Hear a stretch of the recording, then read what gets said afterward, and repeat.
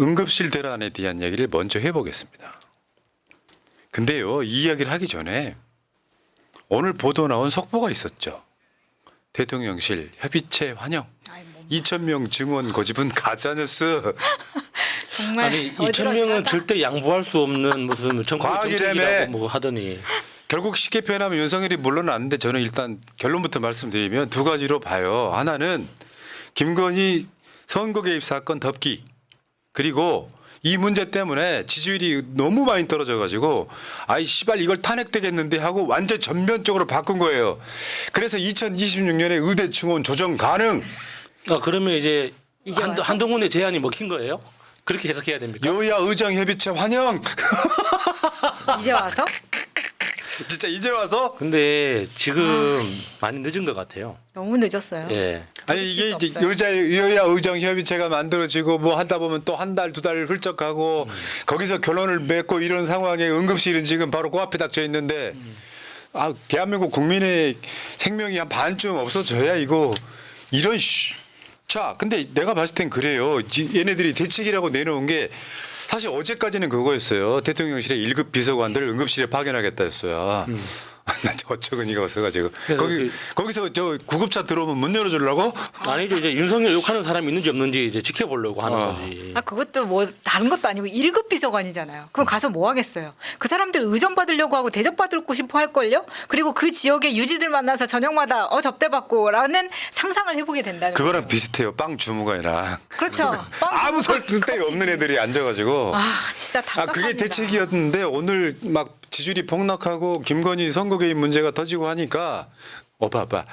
이거 이참에 안 한다 그래. 일단 시선 돌려야 되잖아. 돌려질 것 같아? 자, 근데 이 우왕좌왕 하는 걸 보면요. 일단 군의관 파견했잖아요. 근데 씨발 열받는 게 뭐냐면은 응급의학 전문의가 있어야 되잖아요. 근데 저기 보시겠지만 군의관 205명 중에 응급의학 전문의가 8명에 불과해. 와도 아무짝에 쓸모없는데 1급 비서관 보낸다고? 그러니까 공무원들 입장에서는 하얀 가운만 입고 있으면 다 된다. 누구 아무나 가도 된다. 그렇게 생각하는 거죠. 실제로 응급의학 현장에서 응급실에서 어떻게 작동하고, 그러니까 환자가 응급실에 들어가서 그 다음에 어떻게 처치를 받고 그 다음에 어떻게 처리되는지에 대해서 전혀 생각을 안 하니까 그냥 흰 가운 입은 사람만 하나 세워두면 된다. 이런 식으로 보는 거예요. 저거는 하나 더 문제가 있죠. 군의관들이 파견이 돼 버리면 군대에서 병이 나면 누가 치료합니까? 그러면 아까짓기 바르는 거죠. 진짜 너무 답답해요. 복통에도 아까짓기. 아까짓기는 이 사람은 너무 최첨 다니다 된장 발라야지. 옛날로 돌아가는 거지. 군의관 첫날 출근 현황 한번 볼게요. 뭐 파견을 뭐 몇 명 한다 그래 205명 한다 그랬는데 6명만 출근했어요. 그나마도 이것도 이제 빽당한 거죠. 그러니까 저기에 파견된 200명이 넘는 군의관들도 그러니까 군에서 이제 부대에서 명령을 하니까 가긴 가지만 가면서도 엄청 어이가 없었을 거예요. 자기가 간다고 해서 할 수 있는 일이 없다는 걸 너무 뻔히 아는데 일단 지시를 내려왔으니까 가긴 갈 거 아닙니까? 그래서 지금 응급실은 붕괴됐다라고 보는 게 맞고요. 윤석열이 불과 며칠 전에 그랬잖아. 아무 이상 없다. 병원에 가봐라. 했는데 여론이 악화되니까 지가 직접 가고 있어. 근데 대통령 가면은 세팅된 상태에서 그러니까 대통령이 가면은 그 의정부에 있는 병원이 야 우리 의사 없는 거를 보여줬을까요? 나는 아니라고 봐요. 환자가 없는 걸 보여주는데요. 진짜 면봉으로 청소했을 것 같은 그런 느낌으로 아무도 없는 그 빈 응급실에서 지금 쉬어하고 있는 것밖에 안 됩니다. 이 와중에 국민의힘 최고위원 이뇨화는 지금 자기가 알고 있는 의사 인맥으로 자기 아는 사람의 수술을 부탁한 거 아니에요. 사실 그렇게는 하지. 한국 사회에서 의사 한 명 정도는 집안에 있어야 된다는 이야기는 하죠. 근데 저희 인요한 입장에서는 억울할 수도 있습니다. 그러니까 인요한이 그렇게 변명을 하잖아요.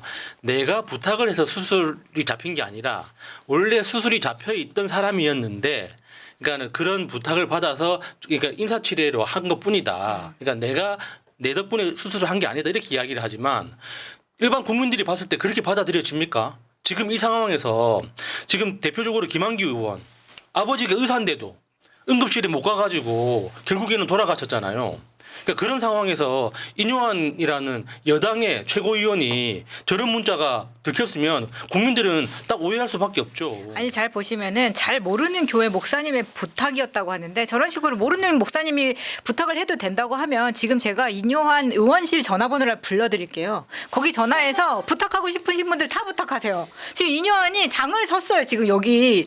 부탁하고 싶은 사람들이 얼마나 많은데 지금 다들 화가 나 있는 상태거든요. 그러니까 밑바닥에서 서민들부터 돌아가시고 계시는 거잖아. 진짜 약자들부터. 근데 인요한 같이 힘 있는 사람들은 야 내가 모르는 목사님으로부터 부탁을 받았어도 사람을 살려내는 사람이야. 지금 이거예요. 아니, 그러니까 돈 없고 백 없으면은 그냥 죽으라는 이야기밖에 안 돼요 지금. 저 여당의 최고위원이고 저 사람 의사 출신이잖아요. 그런 상황에서 저런 식으로 이제 국가가 돌아가기 시작하면 이걸 각자도생이라고 하는 거야. 아는 의사 없으면 그냥 죽으라는 것밖에 더 됩니까? 이게 어떻게 보면 새치기 아니에요.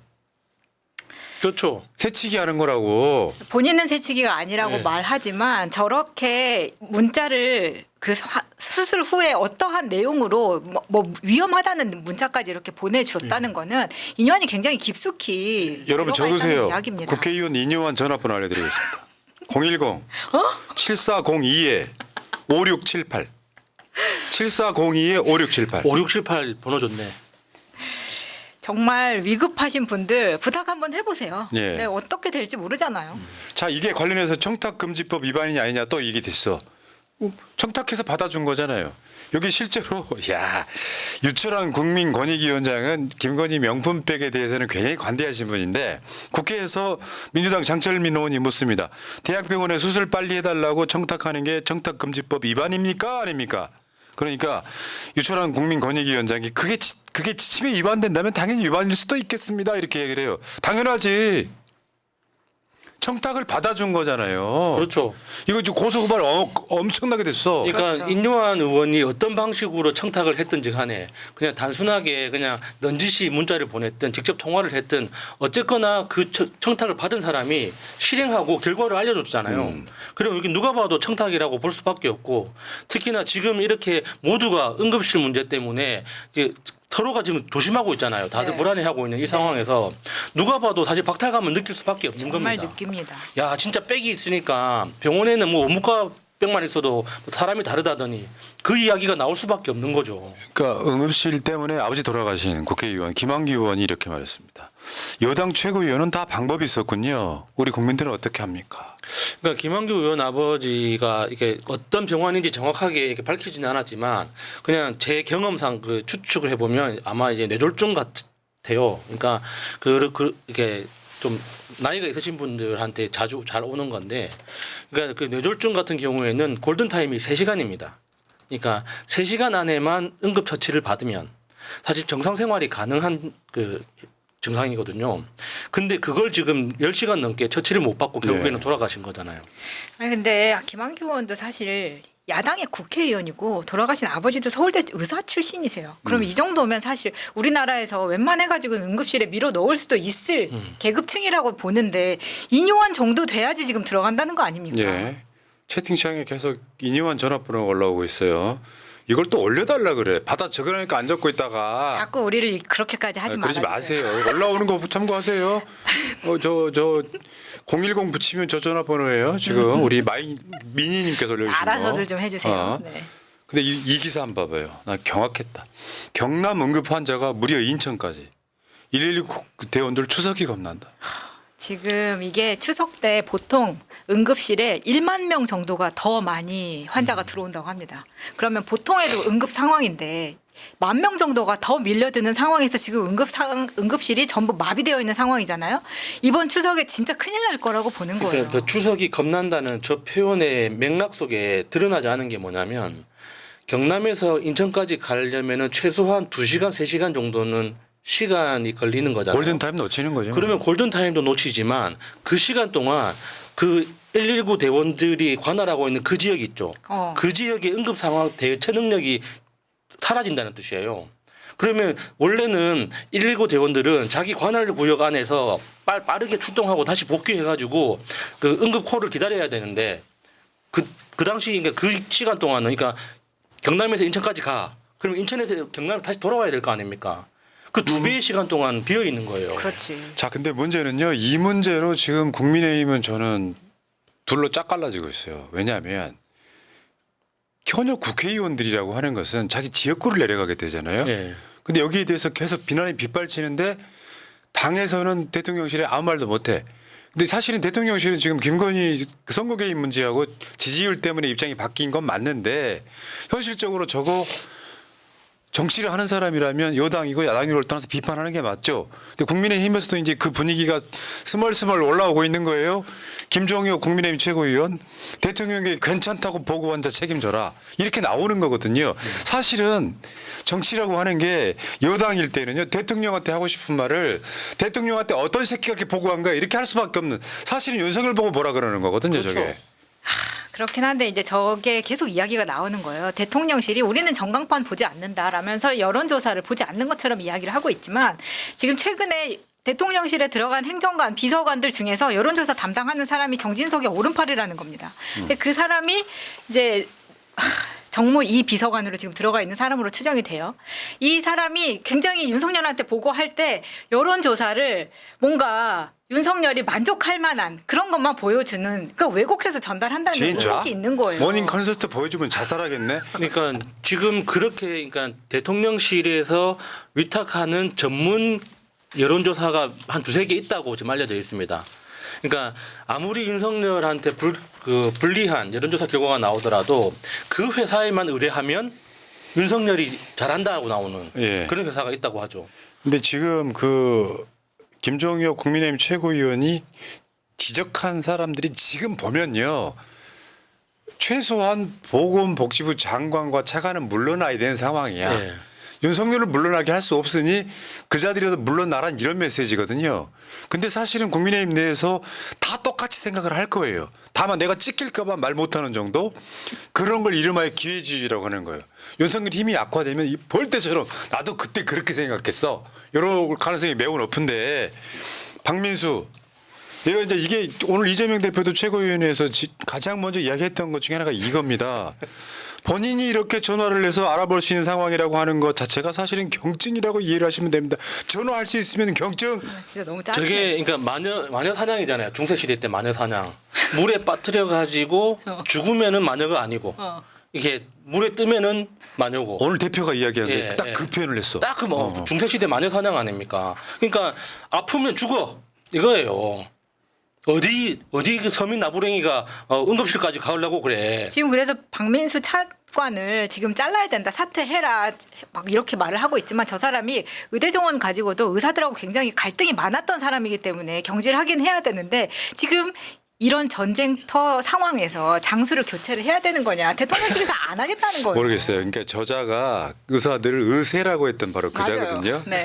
근데 어쨌든 말씀드렸지만 굉장히 오랜 시간 동안 의사들과 적인. 그러니까 아마 어떤 의사 때문에 자기 아버지가 돌아가셨나 싶어. 그런 정도로 의사를 싫어하는데 그 자리에 있어야 되는 사람이 혐오의 감정으로 의사들을 대하다 보니까 그 시선이 나는 윤석열한테까지 갔을 수도 있다고 생각이 들어요. 근데 또 의대 2,000명은 내가 봤을 때 최근의 분위기를 보면 윤석열한테 가스라이팅한 건 박민수도 아닌 것 같아. 위에서 하달된 2,000명이 윤석열보다 위에 있는 사람은 2명 있잖아요. 네. 2,000명이야 이렇게 내려가고 나는 무조건 2,000명. 이걸 실드 칠 방법이 없으니까 요거 2,000명은 과학이다 했는데 과학적 근거를 못 내놨단 말이에요. 근데 오늘에서야 항복을 한 거죠 지금. 어쨌건. 야, 진짜 이게 계속 소환되는 영웅본색. 나 이거 진짜 너무 웃긴 것 같아. 전화 걸 수 있으면 경증이라며. 나 경증이래. 응급실 오면 안 된대. 나 진짜 저 장면이 이렇게 재밌게 소환될 줄 몰랐습니다. 저 영웅본색에서 저 죽기 직전에 그 아기 이름 지어주는 그 장면이잖아요. 내 인생 영화 영웅본색. 나 그때 바바리 코트 사고 성냥개 저 물고 장면에 전부 다 성냥개를 아, 물고 나 다니는 씨. 거죠. 얼마나 꼴보기 싫은 아니 근데 진짜. 우리가 웃자고 하는 이야기가 아니라 심각한 상황이라는 게 문제죠. 에휴. 여기까지 할게요. 자, 김영구님 죽겠다 이것들아 자영업자 다 죽는다 좀 살려주라. 정부가 뭐 하는 건지 세금은 세금대로 가져가면서 아까 플로라님께서 그거였잖아요. 세금 못 내는 식당 자영업자들에게 전화 돌려서 카드 매출금은 압류한다고 통보가 왔다. 세금 못 냈다고. 이분들 얼마나 되길래 세금을 못 냈겠어요. 돈이 안 벌리니까 못 냈겠지. 그다음에 이심 전심님 떡요리 고추는 샤워할 때 보일까요? 안 보일까요? 쓰셨기 때문에 읽어드리는 거예요. 고추 작은 놈이 자괴감에 고집이 엄청 강합니다. 아니요, 이게 고추가 작아서가 아니라 배가 나와서 안 보이는 거예요. 그만 여기까지 갈게. 이럴 때 끼어들지 마. 빨리빨리 지나가게. 여러분 좋아요 좀 눌러주세요. 좋아요 구독 좀 눌러주시고요. 자 가겠습니다. 방송을 저질러 만드는 시청자 여러분 감사합니다. 새날 방송은 볼 건 없지만 봐둘만 해요. 네, 감사합니다. 구독 좋아요 눌러주십시오.